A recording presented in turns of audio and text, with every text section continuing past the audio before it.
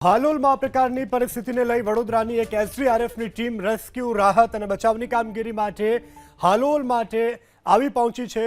અસરગ્રસ્ત જેટલા પણ વિસ્તારો છે ત્યાં રેસ્ક્યુ માટે અત્યારે એસડીઆરએફની ટીમ આવી પહોંચી છે। લોકોને રેસ્ક્યુ કરવામાં આવી રહ્યા છે તો એસડીઆરએફની ટીમ તૈનાત કરવામાં આવી છે। વડોદરાથી આ ટીમને તૈનાત કરવામાં આવી છે। ખાસ કરી અને હાલોલમાં અત્યારે સ્થિતિ વિકટ બની છે, જ્યારે એસડીઆરએફની ટીમને અત્યારે હાલોલ ખાતે તૈનાત કરવામાં આવી છે।